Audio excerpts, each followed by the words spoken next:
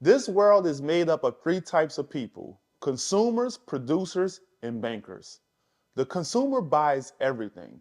They buy the nicest clothes, they have the latest iPhones, they eat at the best restaurants.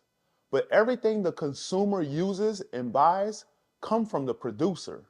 The producer provides everything for the consumer. The producer is the one who creates job opportunities. The producer is creating all the goods and services for the consumer. I see many producers start businesses, opening up restaurants, clothing lines, and buying real estate. Many people believe this is the best position to be in.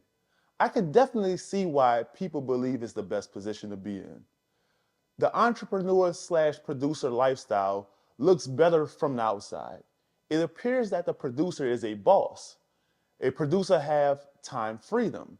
They are rich and successful. Their lifestyle is definitely admirable. My question to you, is the producer in the best position? Absolutely not. Bankers finance it too, the consumer and producer. The consumer used the banker to finance everything they consume. The producer used the banker to finance all the goods and services they provide. The banker number one specialty is shifting all the risks to the producer and the consumer. Now, I shouldn't be telling you this because banks don't want you to know their secrets.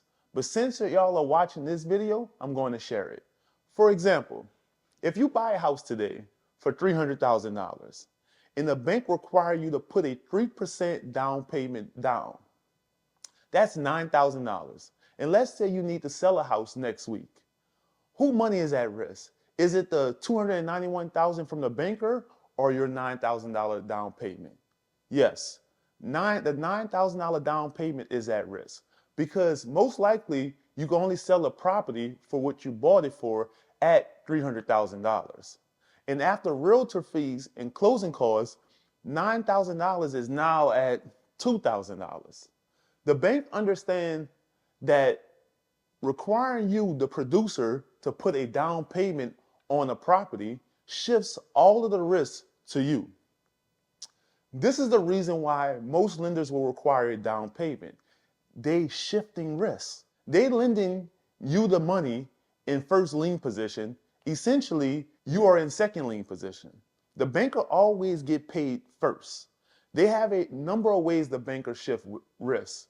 Another example, when the bank asks you for collateral to give you a loan, the collateral is an extra layer of protection, and they are only lending at 70 or maybe 85% of loan to value. This is crazy because the bank is doubling their protection in this example. They want collateral and only lending at 70 to 85%. This is the reason why I love playing this game, because the bank is almost risk-free. The banker is playing by a different set of rules. The banker and producer also know they need consumers. Without consumers, the producer and banker wouldn't survive because consumers make up the world. We all are consumers. As consumers, we are being conditioned to buy stuff. The media is spending money in advertising every day for the consumers to buy because the banker and producer know they need consumers. What's really interesting about the three positions is all three think their position is the right position. Let's think about it. The consumer would say things like, I'm scared to take a risk. A business is too much work. I like my 9 to 5.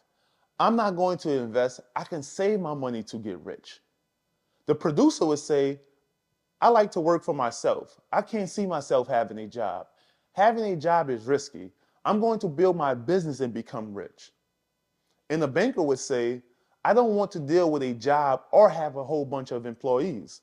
My money make money.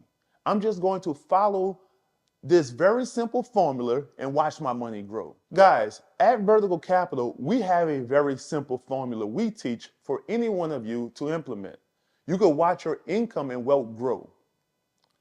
If you would like to know more, join our community. The link is in the description.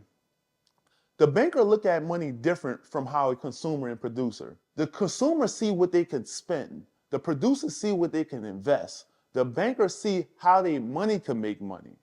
Bankers look at a dollar as an employee. The money is always working. It doesn't take time off. It doesn't call sick. It doesn't ask for a raise. Now the return might be 10% on every dollar, but it's much more easier to build wealth. Guys, if you got any value, consider subscribing to the channel and check out the next video to learn more banking principles.